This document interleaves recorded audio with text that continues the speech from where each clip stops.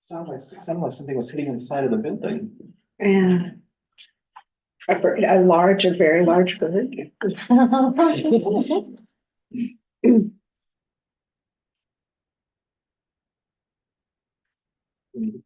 Okay, welcome to the February 21, 2024 meeting of the Executive Committee. I'm Sandy McKee, the Chair of the committee.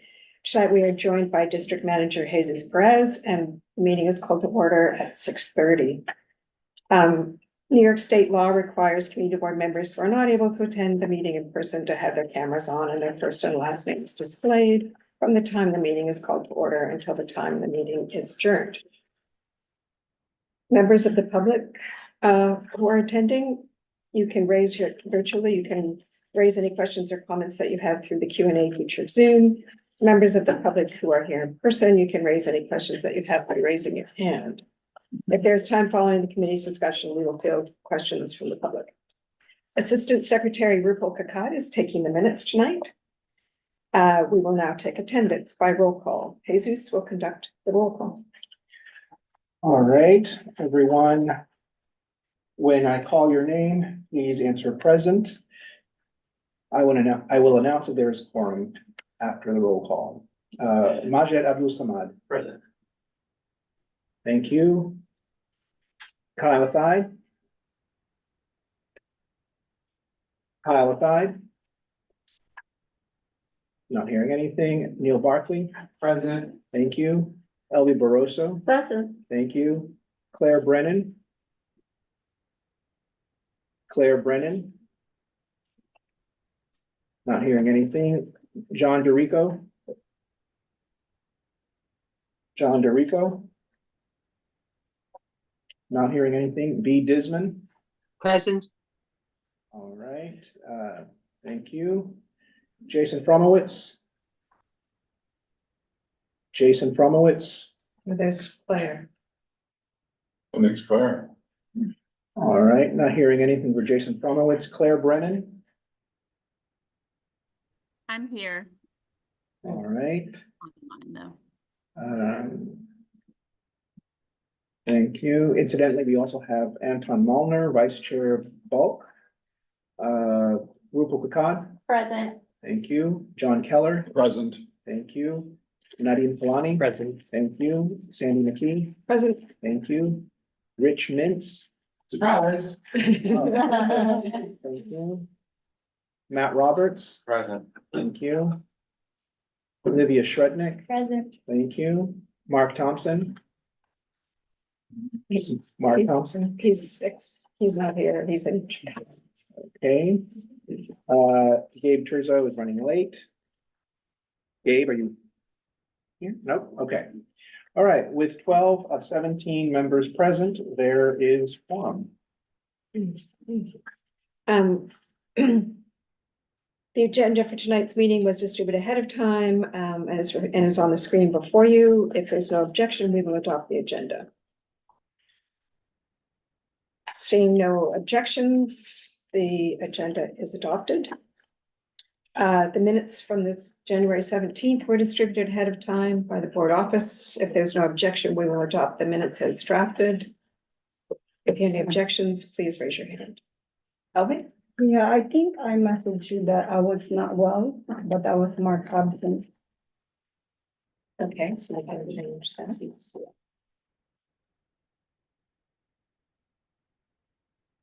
I should have been marked as excused. And I think that's already That change has been made. revised. And here's, Just to be clear, LV is supposed to be excused for January's exec. And was that for last few months or was that for this month, Jason? That change was already made. The new- yeah, Jason's here. Yeah. Okay, they are adopted and they'll be on the website soon. So ground rules, hopefully we all know them by now, so I'm not going to repeat them. Tonight's agenda. So Stuart actually sent an email that was very helpful about writing minutes. And one of the things he recommended was that whoever was not at the meeting be assigned to write the minutes for the meeting. Because they could then go back and look at the, And listen. you know, at what was done and discuss it. Do we, let me see, have the rest of his email here? Do you have it, Jesus, there, Bridget? I don't, but I wrote down his recommendations. Okay, But I can pull up the email if you want. I mean, I think His that was, recommendations were three. One, that the people who are absent should write the minutes because they'll most likely be using the recording anyway. Two, that there be more guidance on how to write minutes and what form they should take. And three, that the minutes should be published before full board because that's when they're most useful. Those are his three recommendations. right, so that means every committee gets published before full board, so board members can see the discussion that happened in the committee before it comes to full board. Which it seems to be very good. Now, some meetings are only 2 days before full board. So that makes it difficult, but, you know, I'm not sure it's not in the bylaws, it's more something that we should just try and implement. The open meetings law indicates a timeline for when minutes should be released. It says that a meeting should have its minutes released even if it's in draft form, within 2 weeks of the meeting happening. This board has never done that. So technically, we have been in violation of state law forever. There's no like community board jail, so they're not gonna do that. That we know Yeah. So technically, they should be released within 2 weeks. Historically, it's been difficult to get everyone to volunteer equally, but that is for all of you to contend with. I mean, I think definitely assigning someone who was not at the meeting to do the minutes is an excellent idea. If everyone is at the meeting, I guess then it's more up to who wants to volunteer. But we have the guidelines for the minutes on the website. Are there any recommendations for how to improve that? We can always, and there's Stuart. Stuart has his hand raised. Are you giving him the floor? Yes, please. Stu, you Hi, have- thank you. It's hard on me to be muted. It's not my natural state of life. First thing, the open meeting law actually says that if we post video of the meeting on our website, we do not need written minutes at all. It's section 106. For purposes of this subdivision, unabridged video recordings or unabridged audio recordings or unabridged written transcripts may be deemed to be meeting minutes. So we actually have been in compliance with the open meetings law as far as I can tell. And we can therefore shape the minutes to serve our own purposes rather than some pro forma garbage that we don't need. So first of all, I think one purpose of the minutes should certainly be to provide background information for the full board before we take a vote on a resolution that came out of a committee. But I would also say that we can add some other purposes for the minutes, such as making them into a useful index for our video or for our agenda. The search engine that comes with the minutes database is actually allows for a string search. So you can put it, we can use standard terms like 13th police precinct spelled a certain way. So you can always find meetings that pertain to that particular subject.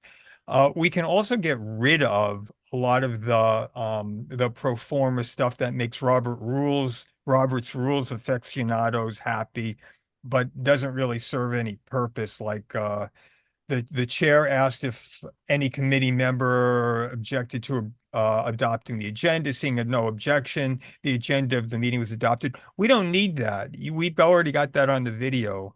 So I think we can completely reshape the meeting minutes to serve our purposes. Just a little background, though.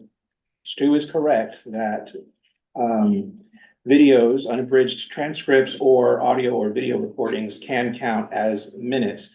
That is a very relatively recent addition to the open meetings law. That wasn't there before the pandemic. Also, this particular using using the recordings or the transcripts has been proposed at exec before. And exec, at least at that time, hasn't had much of an appetite for going that route, preferring to instead stick with written minutes. But again, it's a new day and a newly constituted exec, so.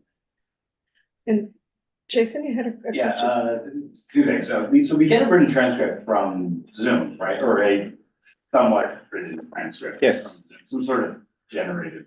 And the office sends it to whoever is assigned to write the minutes in case it helps them.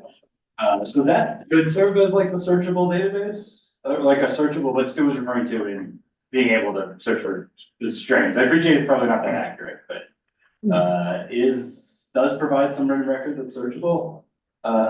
There's also AI, which you could probably feed that transcript into and get like a summary if we're not particularly concerned with the details. Personally, I hate taking the minutes, and I feel like it's a large amount of time to ask people. E has her hand up. Thanks, Cindy. So I think the minutes that people write are too long, personally. I've always looked at writing minutes the way you do corporate minutes, that you show what the primary actions are, and you don't go word by word because you do have the transcript. So I think we could come up with a format that shows what the positive results or the results that need to be continued, and make it easier for minute, but making something that's searchable so we know what's going on. I think things could be condensed. And Stuart, your hand is still raised. Did you want to make another comment or? I just never lowered my hand, but I'll take this opportunity to speak anyway. I like the idea of using the minutes as a summary of as a compendium of what went on before a vote on a particular resolution, so that I can, as a board member who was not at that committee meeting, I'd like to know what were the issues that were discussed, what were the objections, so that when we get to the full board meeting, I know what questions to ask, and I know if there was an issue that was raised that does not come through the resolution. So I do want to see the minutes made shorter, made tighter, by getting rid of the stuff that we don't need. But I would like detail on the particular debate before a resolution.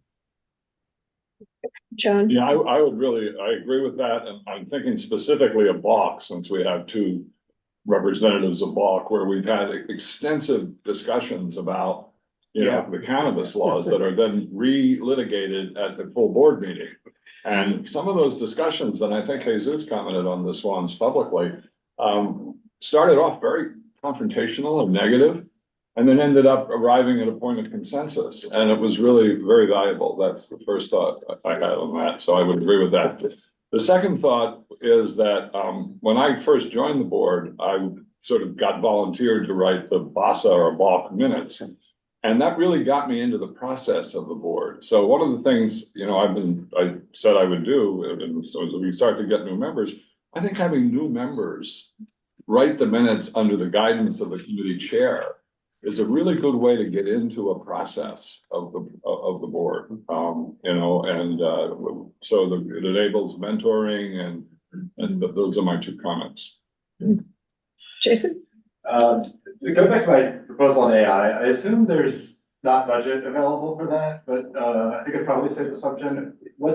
If there was a tool that we wanted to onboard, I assume that's like prohibitively complex in terms of approval and like vendor processing, would that be correct? It depends on how much it costs. And right now, it's not the best time Yes. budget Well, wise. I guess the cost aside, let's say if we were able to get it for, so let's say in a crazy world. Mhm.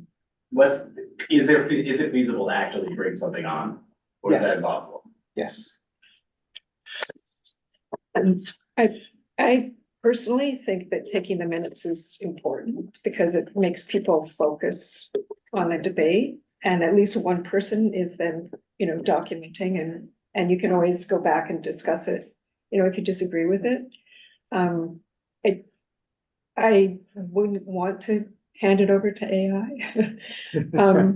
Because I think it does, as John was saying, it helps engage new members and also some of the meetings, if you're drifting off, take some minutes because you will then refocus, but that's.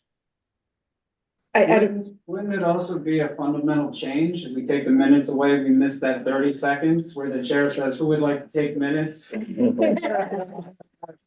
if AI can do that. yeah, Create the. Yeah. From the office's perspective, I can say sometimes the minutes have been very helpful in sort of, I found myself looking at minutes that were written like 10 years ago by someone who's not even alive anymore, but on a process that hasn't really been done for a very long time, and it gives us some sort of, okay, this is how they did it the last time they had to encounter this. The minutes were detailed. They may be deemed too detailed for our taste today, but sometimes, the minute, it's difficult to say how detailed it really should be because the minutes are really, they seem unimportant until you really need them. So it's going to be depending on people's personal tastes, and there's always been a spectrum on this board of people who want very, very, very detailed minutes and some so sparse that, but it's up for you all to decide, but I think it would be wise to like pick something and go with it. The template that is on the website was developed taking the board's historical preferences in mind and guidance from the open meetings law that says, you should have motions and vote tallies and all that stuff. If you guys want to change it, then that's up to you, but yes, some guidance would be. I think the vote tally is really important to have, because it isn't always discussed at full board what the vote tally was. And certainly some documentation of the debate. Yeah. I don't think it needs to include names. A member supported, a member was against, but that's again from my point of view. Anton? Yeah, I guess I'm a little bit of reactionary having come out of the corporate world. But yeah, we just take extensive minutes, but I think we do need minutes. And I agree with Jesus. In fact, last week, I had to go back and take a look at something regarding an applicant who's coming up at the next BALC meeting. And I had recalled something that was done a couple of years ago, but I couldn't quite put my finger on it. And Jesus was able to help me get to not only the video, but the minutes. And quite frankly, I didn't want to go through the whole video when I could just go down, okay, ex-applicant, this is what was discussed and who voted and what we thought about. So I think it's very important to have a paper trail, so to speak. I mean, that is a point. Some meetings are 3 hours long. And you don't want to watch a 3-hour video to get the information that's pertinent. So, but I guess we could have a show of hands. I don't think we need a resolution. We don't need to, make this too formal, but I propose that we still continue to take minutes and that we follow the three, we flesh out the 3 items that Stu mentioned. So we have a show of hands or.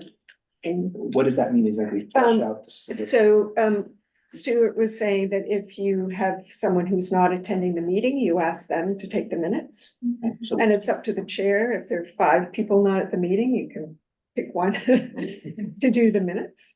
And that we, I guess, develop some more protocols that we can add into the template. And his third issue, his third issue was publishing the minutes before full board. yes, published before for board. I mean, I think it's understood not everyone can do that because of the time. Yeah, I have a bit of an issue with somebody doing the minutes who's not here, because if you're here, there are nuances that you can see that I don't think you'll be able to get from a video. So, I would recommend that a non-attendee not take the minutes. I would say if you didn't attend and you had any concerns, you should contact someone who went to the meeting. And it's another way to gain that information, Yeah, I would support what Sandy said. I think there was the nuances can be picked up, and then also we start to know each other well enough where we can call up and say, hey, what happened? Rich, I mean, I think that's valuable. So you're all. Gabe has I'm sorry, Gabe and then Ellie. Is it wise to preclude people who did attend with this policy? Well, you may have a meeting where no one's absent. Because I think minutes are a great vehicle for new board members to kind of express their, So we could leave it up to the chair. If there's a new member who you feel would benefit from taking the minutes, or if there's someone who's not there who you feel could do a good job. So, sorry, Elvie had her hand up. Oh, sure. Yeah, what is really the purpose of asking somebody that is not present to do the minutes? Because we should have a purpose, because we cannot just assign because we wanted to deter them from being absent, or we wanted them to listen to the video. I mean, we should have a purpose. I believe we want them to listen to the video and become familiar with what happened at the meeting that they were not able to attend. That's the goal. Sorry, I think John and then Neil. Point pass. Neil? So I think maybe it could be at the discretion of the chair of the committee. Fortunately with parks, everyone takes really, really good minutes. I mean, they're fantastic. You just look at the minutes and you know exactly what was going on, and they cite people and they say this committee member said this, and then it's fantastic. You can go, you can look at it, and then if you have a question, you can say, hey, Marty, what did you think about this? So maybe if the committee chair, if he's able to decide, because I do agree with Anton. In the context, there are some things that you don't necessarily feel off of the YouTube, and I say that because I have spoken to people and they would say, well, did you see this at the meeting? I would say, I listened, but I didn't catch that, or I didn't understand that. I think we can leave it up to the chair. Yeah, I mean, definitely some meetings, everyone is in attendance, so it's not, and it's not like to penalize someone who's on Zoom. And sorry, B, speaking of on Zoom, we have your hand So raised. that was going to be my comment. I'm very supportive of a new model, and would like some modeling even from Stuart as to what he would look to see for conversation without having a litany of things. But I do think you shouldn't penalize someone who's not in attendance. I think leaving it to the chair is significant. But I do like the idea of it being published, before full board, because that does give us the debate. So I would support 2 of the things and just leave the minute taking to the chairs. Discretion. Yeah. Yes. I guess, should we assign someone to take a look at the template? Stuart, can we volunteer you to do that? I have a habit of volunteering without saying anything. We can So assign some, Sandy, I'd be willing to work with Stuart, because I think I'm the opposite end of what he's looking for. okay, great. Does that sound good? Yeah. Just, we should have a show of hands for those who agree with those. Do we need to restate? No, okay, all right, all in favor? Against? Against for cause? Okay, great, thank you very much, Stu. It was, Thanks. he volunteered that information, just, came. So chairs, I think we're on to chairs report. We had the borough board meeting last week, and there were a series of things that came up. Cannabis is an issue throughout the borough, definitely. A lot of discussion. Some boards have done special requirements. Everyone complained about how onerous it is for their business and licensing committees. The other thing they pointed out is next we're going to get the outdoor dining, which is going to be another huge influx probably of applications. So just a heads up if there are any, to become familiar with the process. And I think they'll all go to bulk. It's actually in the road, so it's land use, DOT. If it becomes too much on bulk, we can always share the load. Congestion pricing. We seem to be in the minority. And pretty much most of the boards north of us are very worried about congestion pricing. They think people are going to park in their neighborhood and take the subway into our neighborhood. We won't know until it goes into place. One of the things they are looking at though is residential parking permits as a solution. So I don't know, Jason, if that's something. I think it's a fantastic idea personally. So it's something we could discuss. Apparently, I think there may be some proposals out to do it, or we can come up with our own. I'm not sure, maybe one of our council members has. I've seen reporting on it. I don't know if I've recently seen that. Anton? Just on resident, for on-street parking, Yes, for residential on-street parking to get a permit so that you're allowed to park on the street. well, I think the larger issue is if you live in the congestion areas I do, if I use my car to go in and out, it's costing me $15. To me, that's another tax. So, I have opposed congestion pricing from the get-go. And that's not Unless what we're there's, discussing here, but, unless there's So- residential parking, yeah, not only on the street, but I park on 58th Street, which Yeah. is 2 blocks in from the. yeah. So you only pay when you come back. You don't have to pay to go out. Well, yeah, but I got. Yeah, back after 9. Even though my No, wife this is- might it's not part want, of- I'll have to come back. There'll be more discussion about this for sure. Some of the things that other boards are discussing, civics education in schools, use of plastics for a healthy environment. Gail Brewer apparently has a program to keep migrant children in their school up to 5th grade. So that's maybe something, it's borough-wide apparently. I mean, she's not borough president, but she does have some program to do that. So that may be worth looking at. She mentioned a pop wheel battery charging system where you put your battery in and get a new one out in exchange, which apparently is for delivery people. It's again, something to look at. One of the other issues that people talked about was the revision of commercial spaces to residential, that it should include MIH, mandatory inclusionary housing, and that currently it does not. So that's one of the proposals, is to change office space into residential. So just, those were the sorts of, there was quite a bit of discussion of all these things. And the other thing, it always makes it sound like other boards are doing more than we somehow but they bring up things, of course, from, done over years, not just in the last month.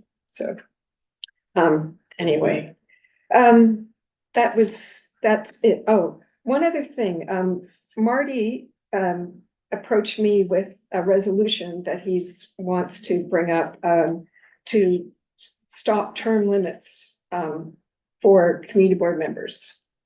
So we can, he's written a resolution, and, if it is something that we want to adopt, it might go to budget and governmental affairs. So just a heads up, he's trying to rescind that, requirement, so. Anyway, So just to clarify what you said, is he against any term limits? he's against the 8-year term limits for community Oh, for board community board members. members. Thank you. Okay. And people can discuss that in the committee. Yeah. Okay, Jesus, the district manager's report. Thank you. I actually want to use my report to highlight a couple of resources, one old and one new. I will share my screen. This one you guys have seen before. It is our minutes database, since we were talking about minutes. One of the changes we'll be making to it is much like the resolution database that you all are so familiar with. We are going to start tagging these minutes. So for example, a recent example was there was a particular applicant, an SLA applicant. I won't necessarily name them now, but this particular establishment has a history in this district and with the board, not necessarily a good one. When Anton asked me for the minutes, I was thinking, well, wouldn't it be good for us to like tag all the minutes at which this topic was discussed, much like you can do a search for tags with the resos.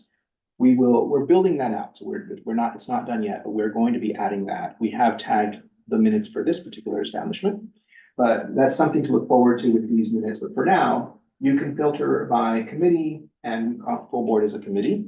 You can filter by year, you can filter by date, you can run a search of the agenda language, because you have the agendas in there, and you also have the videos and any presentations that were made, you have them here. So it's all a one-stop shop.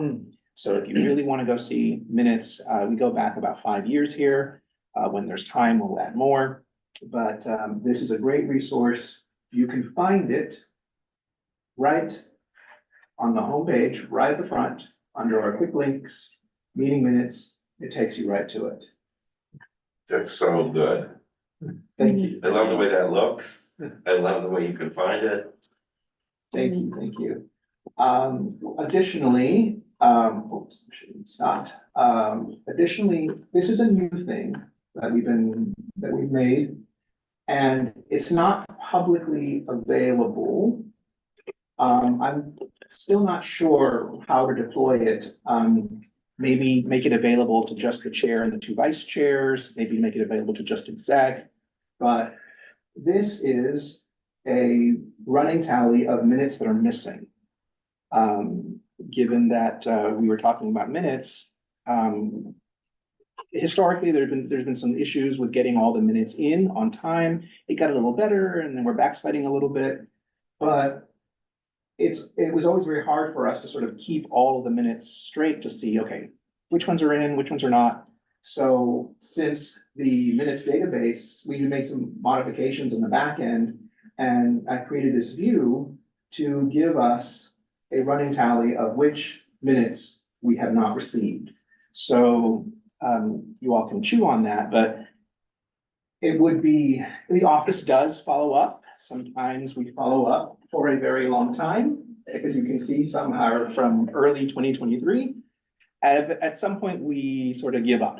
And, you know, there's only so much we can do, but if some stray ones from 2020 and 2018, if board leadership were to maybe reach out to land use and say, hey, where is the February 27, 2023 meetings? Where is, you know, the minutes from bulk, May of 2023 and October of 2023?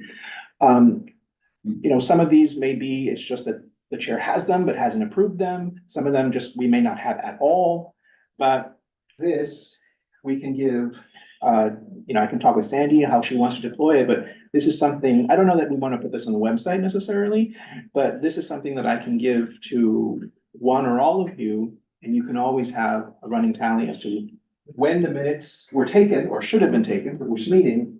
And you all know the date for the day you're looking at it, so you know how old they are. And if they're on this list, it's because for one reason or another, we don't have them and they're not posted. So just want to make sure, this is the draft minutes. They're not on your desk. Right. Maybe they were given to the chair of the committee, but the chair of the committee hasn't approved them yet.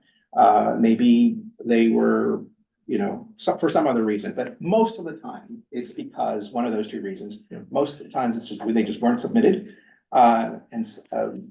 Less frequently, but still, it happens, the chair has not approved them, but they're written somewhere.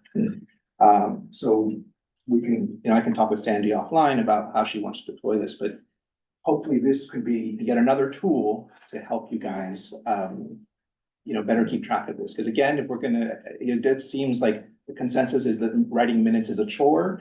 Well, if you're gonna go through that chore, we might as well have them all and, keep on top of it. But unless there are any questions on one of those two things, I'm finished. Okay, committee meetings. First up is transportation. Yeah, so we got a couple, actually pretty.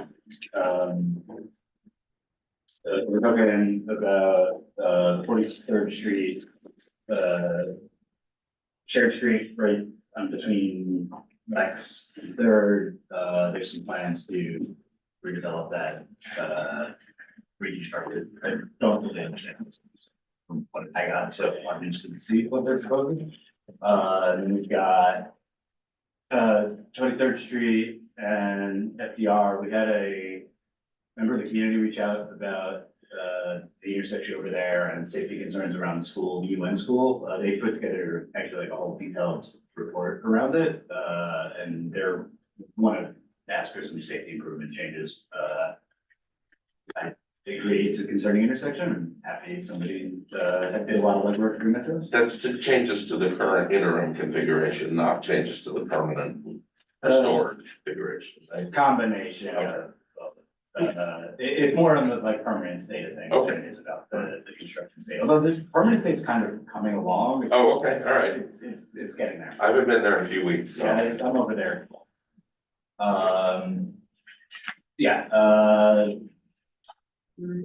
Then we had, Second Avenue bus lane.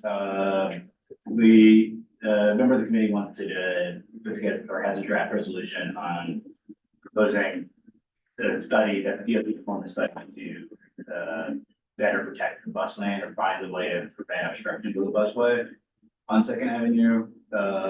It's somewhat of a continuation of the outstanding issue we have with the police vehicles parking in the bus lane in the 20s. Then we've also got FDR Drive, potential lane closures, summer weekends to modify greenway gaps caused by construction in East River Park. This is something I'm pitching. And then Gabe and I were just talking about adding a topic on salt. The amount of salt that's being used when there's snow in the forecast. It's quite a lot. And maybe since you have such a full agenda, maybe could be a health issue. Or one of the other committees could take that on, because it's not just DOT, it's shop owners as well. We do have a packed agenda. I was gonna suggest we push it off, but then we're in April and. It's seasonal, yeah. Yeah. We could just ask Colleen if she had any guidance, like during instead of making it a Yeah. item, just piggyback it into DOT. Yeah, I imagine they'll have some reasoning for it, or reason to tell us that it's not an issue and Well, because it's there's too much salt. Yeah, too much. But sanitation is, the one that's, Puts the putting salt on out, the yeah. streets. And business owners, that's they're worse in a way. So, I don't know, it's a health issue.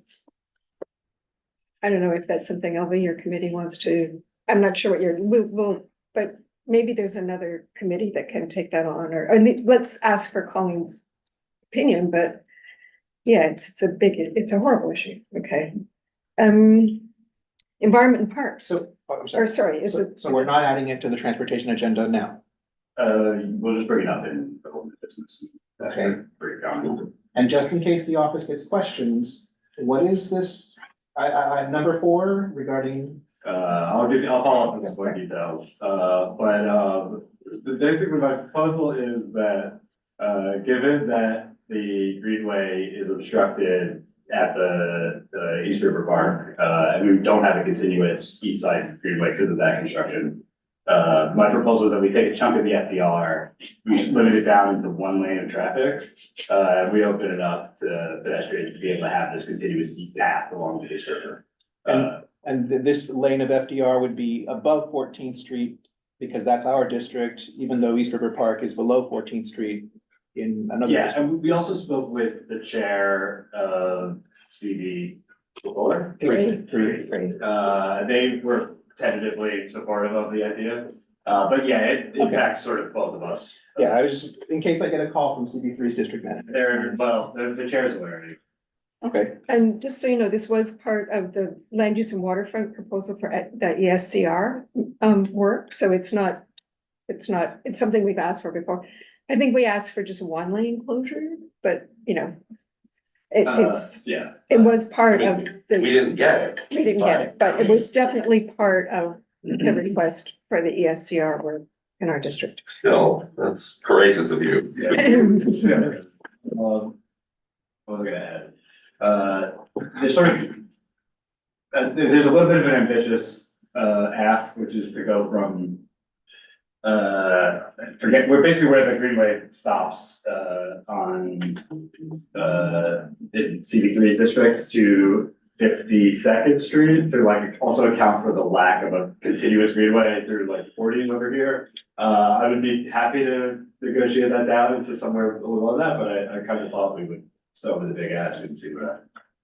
Same similarly with the number of lane closures, similar to the resolution the board has passed regarding summer streets. Yes, Yeah. although. Actually, it's a land use and waterfront at ESCR. I believe it's mentioned in that, it was discussed, certainly. Well, we have a previous resolution asking for the FDR to be closed down as a part of the expansion. Of Summer Streets. Summer Streets. Okay, so there's 2. I would say it's sort of similar, but like the objective's sort of different. It's like, I'm more proposing this as like an interim solution, given the lack of given the access that's cut off with the greenway work. Okay.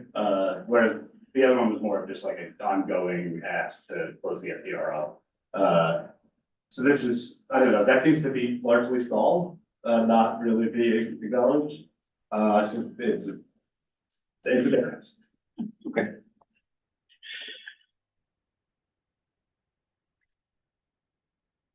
So environment and parks.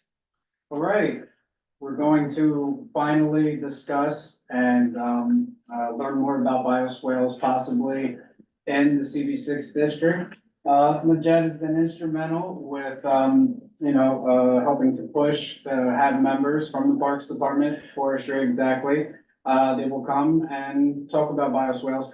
The chair is very familiar with bioswales as you had initially brought it up. I believe it was in July or August, so it's nice that we finally were able to get someone who will come in and tell us more about it. We have committee members that have already been grabbing things such as definitions or illustrations or advantages with bioswales. So I think that is great. Also, we had the chance to connect with Claude Winfield, former member. He was very involved with the ESCR, and we talked about different tree beds that are out there, because ultimately with the bioswales, what Parks is looking for is land, soil, and checking the permeability of those. And so we were thinking that possibly those would be good places where bioswales could possibly go. We have also invited the land use committee and it will join us as well. And so I think it should be a really good meeting. I really do. I think we'll get a lot from it. Bioswales can help us to, I guess, mitigate some of the damages that come with flooding and other things that we're facing with our climate crisis that we're in. Yeah, I think it should be good. And also we will have the report from Parks and Recreation as always. And so that is it for now. That's all that I foresee. You know, sometimes with parks, we get something 2 days before, someone has a question or landmarks, but that is it right now. Okay. Health and Human Services. Oh, sorry. Budget. Oh, sorry. Budget.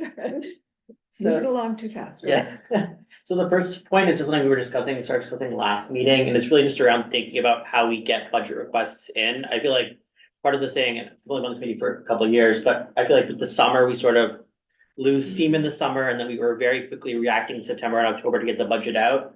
So we just wanted to discuss how to sort of revamp that, maybe make some more progress before we go on break for the summer. So we're gonna start thinking about that. The other part of that is preliminary budget responses came out, I guess like a month ago now, and there was sort of, we were more like reactive versus proactive on just like having response to that. So a lot of that talk is just gonna be how do we become more proactive, both on just getting the budget out from all the committees and basically soliciting input from all of you into that. And then also just like what are really understanding like the main sort of deadlines that come up every year, so we can have just a more methodical way of approaching it. The second one, the city released their statement of needs. We're just gonna discuss that. I haven't had a chance to go through it yet, but we're just gonna go through it as a committee, discuss that, see if there's anything else we wanna push on or just discuss and basically see what that informs us, for the next year. Basically, if we wanna, talk to anybody or really just what reactions we have coming out of that. The one thing that we could add is the term limits topic you mentioned. I think we might as well discuss it. I'd be happy to see like Marty's resolution or thoughts and thank you. Yeah, Jesus, if you could just add that as like the third one. And just wondering, we sent the letter that Yeah. Jim prepared. Does the committee need to review that again, or? I don't think we need to review it again. I think we were gonna wait until like they get like the next set of responses and then figure out what we wanna do from there. But nothing immediately for now. And I guess the budget request process, I think it'd be really helpful for chairs to know what kind of things they can request. And I mean, I don't know if that comes from what other boards are doing or if there's something. Because it's obviously a good tool, but I'm not sure everybody knows how we should be going about asking. Yeah, it's definitely a good point. One of the things we're gonna talk about is like sort of like a guideline sheet that we would give to like all committees. So like the chairs and members, everybody can be like, okay, like when the budget process comes up, like what are types of budget requests that are successful? Like what are types of things we've seen in the past, and just have that like as like a 1-page like cheat sheet that we could just disseminate. I think that'd be the best way to do it, because I think when we look at the budget requests, some of them are like, this requires further study and is kind of a non-response. And it's like, are those the things worth focusing on when like each committee makes their priorities? How should they rank them? How should they think about it? That kind of thing. So hopefully the goal for number one is basically 1, revamp the process, but 2, have a cheat sheet that we can disseminate to everybody so that they can talk through that in their committees as well. Great, thank you. Okay, now Health and Human Services. We have 2 topics that we want to discuss. The first one is the city's response to unhoused individuals with mental health issues. And the second one is how we can support enforcement of unlicensed cannabis shops. So there is apparently, there are several resolutions in place for how to do this. In fact, I'd like to address that when we get to the ballot, Okay, because I have, you have them. yeah. I guess our question, just from a procedural standpoint, is public safety wants to discuss this. What is gonna be the difference between this conversation in health and the conversation that's happening in public safety? So, I mean, it goes back to our conversation last month that you asked me to take it up, so I mean, we touched on it briefly in January, but we had a full agenda and then we had the program for February, so March is like our full opportunity to bring in the city council and or the sheriff's office, or whoever the parties need to be to, And one of the things, and having attended the mayor's roundtable, people don't know why the illegal shops can't close. So I think that's something that the public safety could address and let the community know why it's not happening. So the method to close it is maybe bulk. I'm not sure what aspect of it were you? Well, it's just, it's not healthy for those unlicensed cannabis shops opening, especially when it's close to the school. And, you know, it's more of the health issues that it will. I can understand the health issues because these unlicensed shops, so you don't know what kind of weed you're getting. Yeah. Basically, at least with the licensed shops, you know what the THC content is and things like that. So you could be really having health issues if you go to one of these unlicensed shops and you're sold something that it's really not what you thought you were gonna get. And Michelle, you had to. I was gonna say the same comment, that I don't understand how they're allowed to operate without health license, like even a cart on the street has to, you know, say like, this is sanitary, this is tested, says they're selling whatever flowers, whatever weed they can get their hands on, no monitoring from the city. But. Oh, sorry, Jason, go ahead. I think there's also a health concern around the marketing on the illegal shops in that they that's my biggest concern with them, to be honest, is they're like flagrant and the aggressive marketing of the products that they're selling. And I think that's a real public health concern. Well, except that I think first off, we need to figure out how to deal with them. I mean, these definitely are health concerns, but it's maybe we have to be supportive of how to actually close or how to monitor them. I think we could all agree it's a health concern, but that doesn't lead us to a position. Well, we'll focus more on the health issues and you focus more on the law. Yeah. The law, well, the law. Enforcement. Yeah. Enforcement. So is it staying on or should we reword this? What is this staying on or let's start with that. Yes, So we can probably say support enforcement of unlicensed cannabis shops due to health issues. Or the health discussion on the public health impact of unlicensed cannabis shops.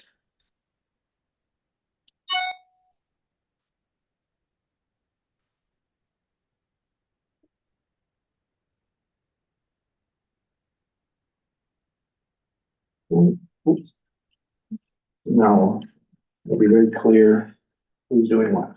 Okay. Thank you. Public safety? Yes, so we'll lead with, so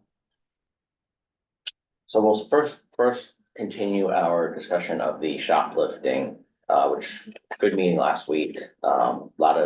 Lot of information was presented there, and I think we opened up some lines of communication that between the district attorney's office and business improvement districts and MIPD that had not previously been speaking on the topic. So productive there. I think the next step is it goes hand in hand with item number 3, which we identified some budget expense requests that probably should be included there to support the shoplifting needs. And also really probing a little bit further as to some of these programmatic solutions that were proposed, potentially with the courts. So I think the next step is, and we may have to move that item to April if certain parties are not available for March, but I think we're looking to invite the state legislators, the reps from the legislative offices in the district, to talk about some of the legislative action invite the governor's office. I know that's probably not a high likelihood that they would join us on the matter, but I do expect the conversation to resurface again for the state budget negotiations. And also, we would like to invite the Midtown Court, which I can track down better information as to who we need to invite there to kind of discuss how they're handling some of the cases that are being brought to them. So is that the diversion court? The community Yeah, court? the community court, or I think there's a new name for Yeah. it now, but yes, just to understand, how they're working with them and, what they would need in terms of resources going forward to, be able to, because part of the issue, I don't want to get too deep into the conversation, but part of the issue deals with the fact that the courts just don't have the capacity right now. So there is a backlog.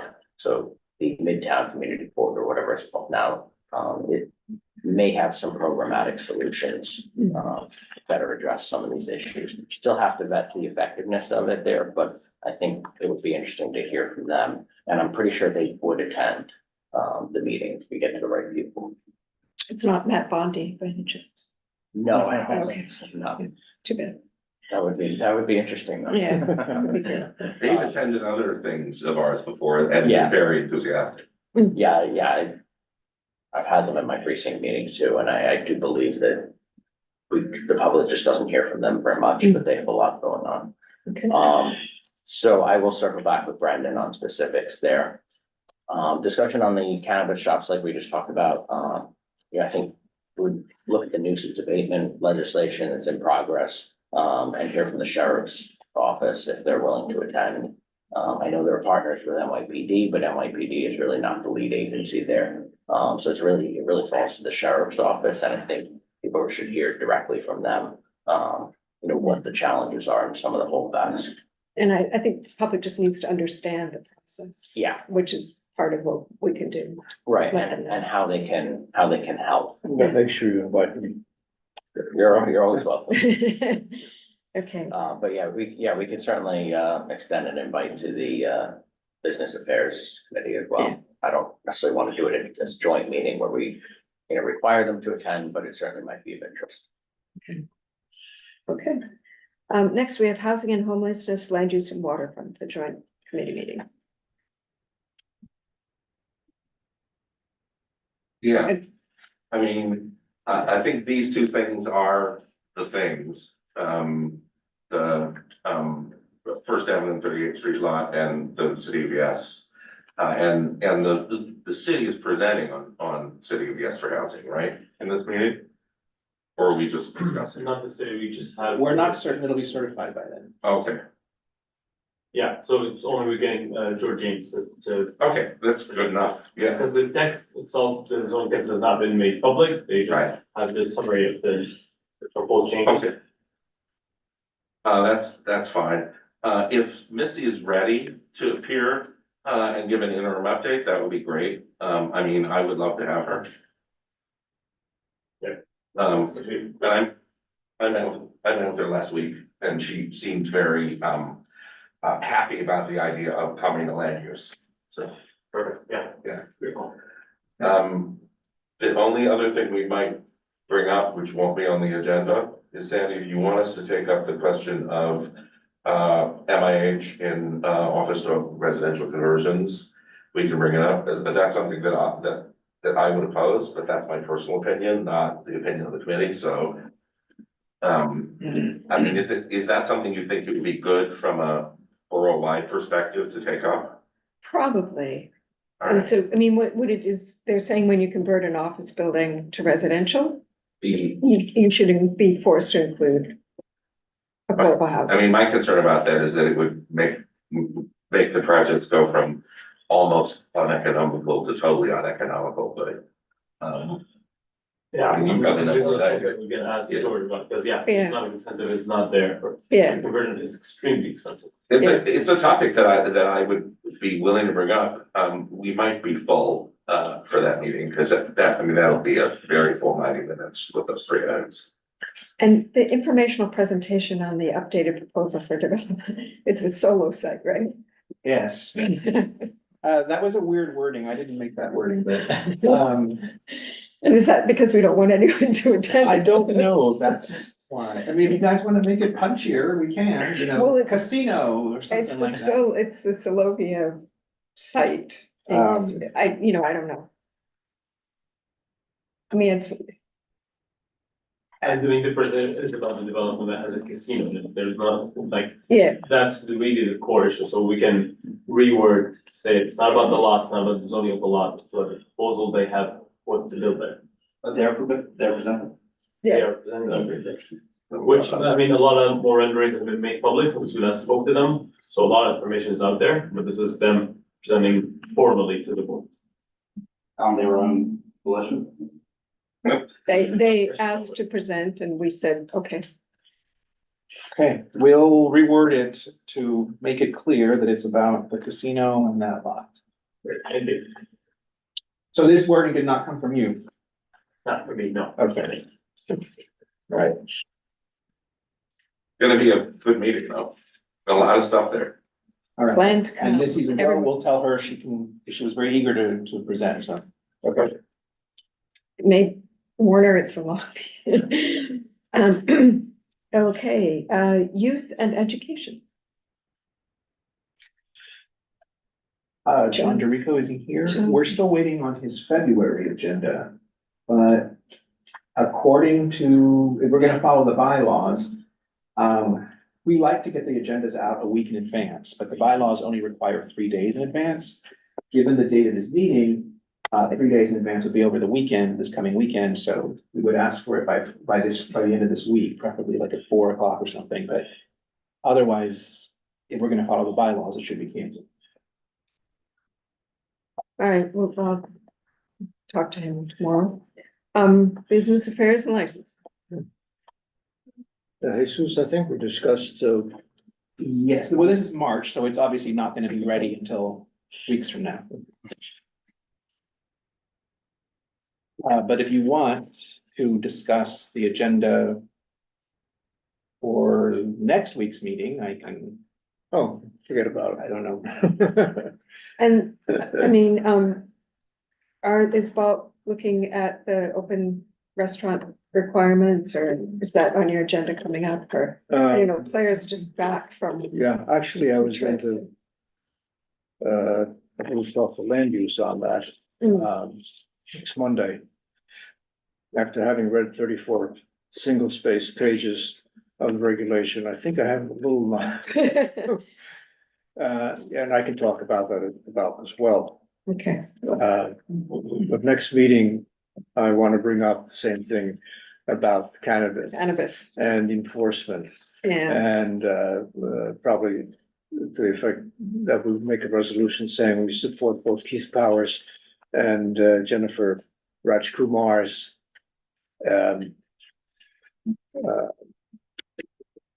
called the laws for or changes in regulations to enhance enforcement. I think, I wrote back an email, so, it's nice to have these laws. The question is, gotta get boots on the street to close these places.